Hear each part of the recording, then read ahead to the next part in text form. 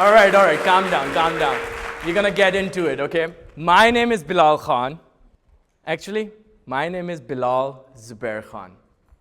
Okay, here's the thing. My name is Bilal Zubair Khan because Zubair, the middle name, it holds a lot of value in Pakistan, where I come from. I am a former exchange student funded by a scholarship. There's a scholarship by US government that I came here and live with an American family. My host family is here in front of me right now. They chose me, a 16-year-old, all the way from Pakistan to come to US and live 1 year here with an American family, non-Muslim family, and go to American high school, share my culture, take all the good things that I've learned, and take it back home. All of that happened. Very good, very beautiful. But coming back to my father, this is Zubair. Now, here's a problem. When I became an exchange student, whenever I was writing my name somewhere, I would always write first name and last name. That's how we do it in America, right? In Pakistan, we use the middle name. So what happened slowly and slowly when I started writing my first and last name more, Daddy got out of the picture. Recently, not so long ago, he calls me and he says, Bilal Zubair Khan. And does not matter what part of the world you're from, but when your parent uses your full name,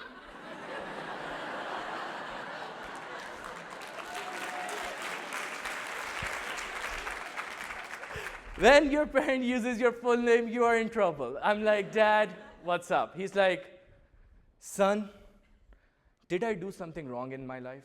I'm like, it's 2 a.m. in here, and it's like early evening there, so Dad is like going all profound, and I'm just trying to stay up so I can talk to him.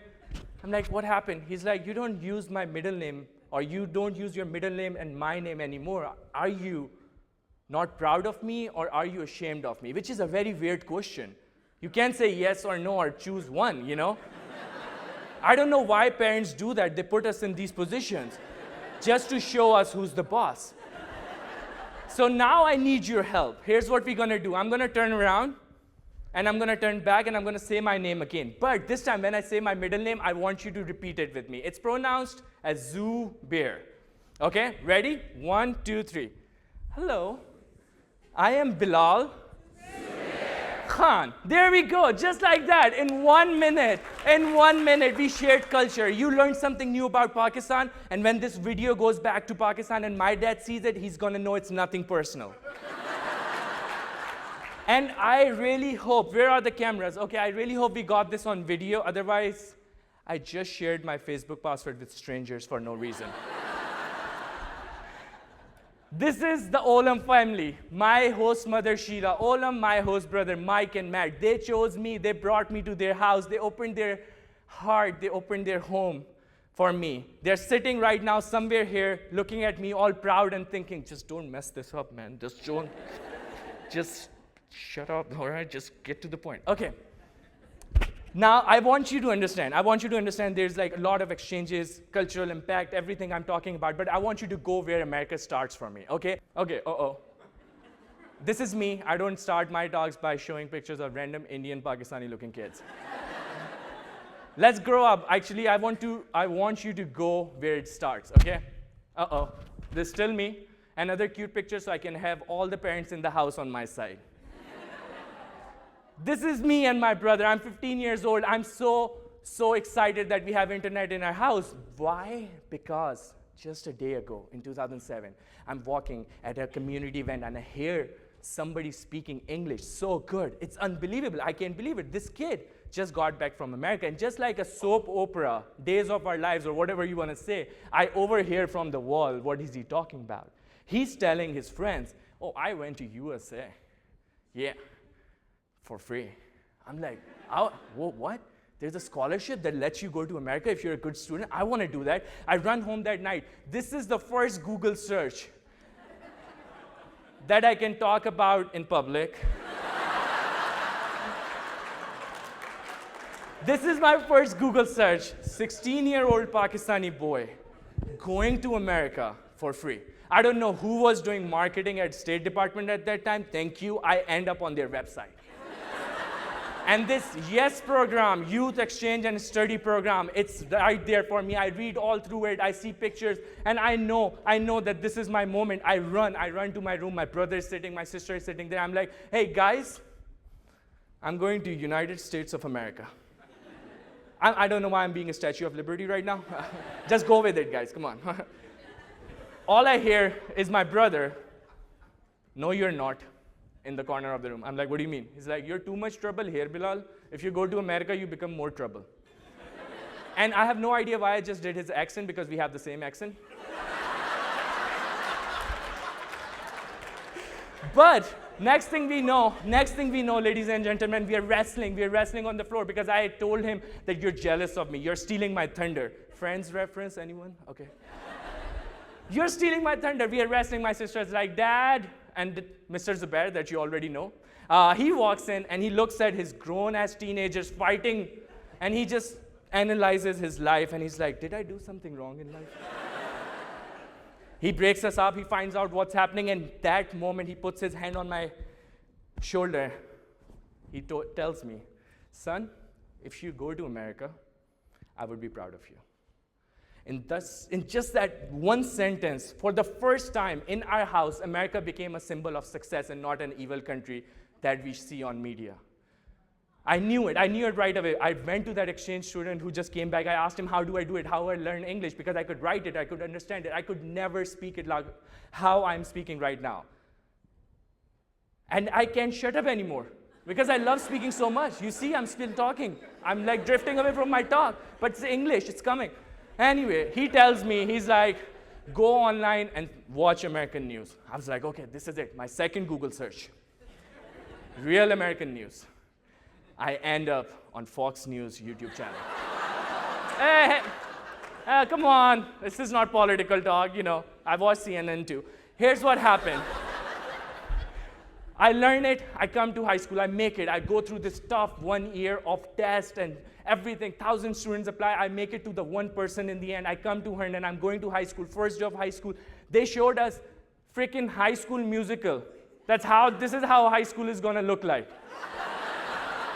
While learning American English, I read somewhere, first impression is the last impression. So first day of summer, first day of school in Herndon, right here, I wore a 3-piece suit. I'm walking and nobody's paying attention, nobody wants to talk to me, and then I'm so devastated. I'm being honest. I'm really sad at this point that nobody really pays attention. I'm not cool enough. I can barely have a conversation with someone. But when I'm walking home in these streets out there, I see somebody who's coming towards me, an average American stranger I do not know. They come to me and they say, hey, have a good day. I'm like, what?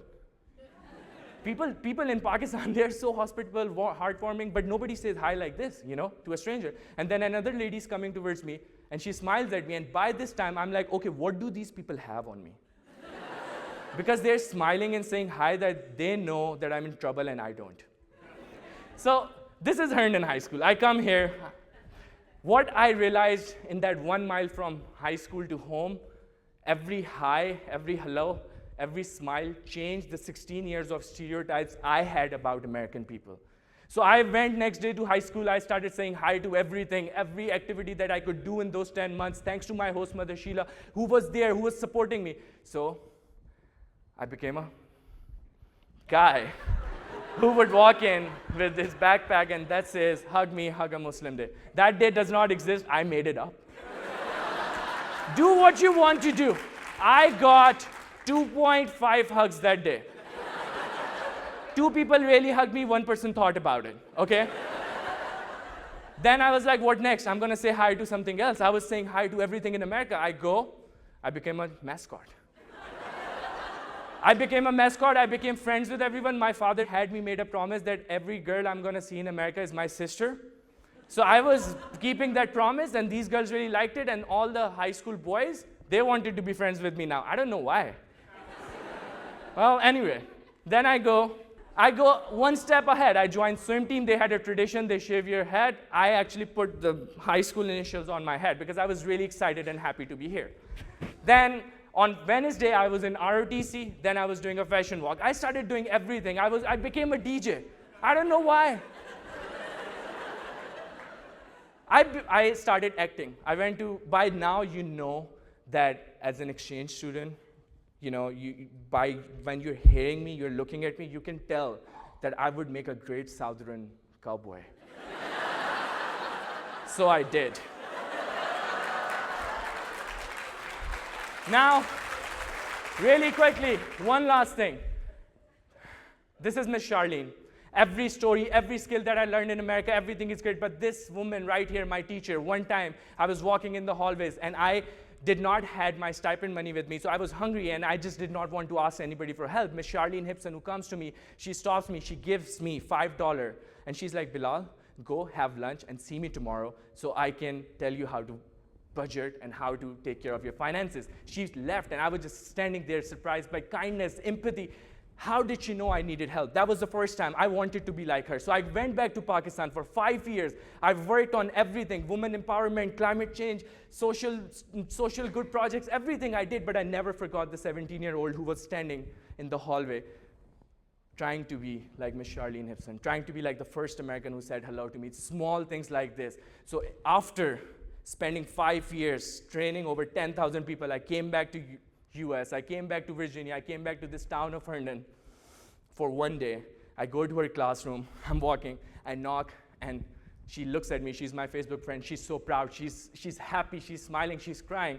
I tell her, I only want to tell you my life's full circle. I take out my wallet, because she would, every time she would give me $5, I would give it back except one last time. And she forgot about it, I never did. I take out $5, I give it to her, I was like, Miss Hipson, if it wasn't for you, I would not be the man I am today.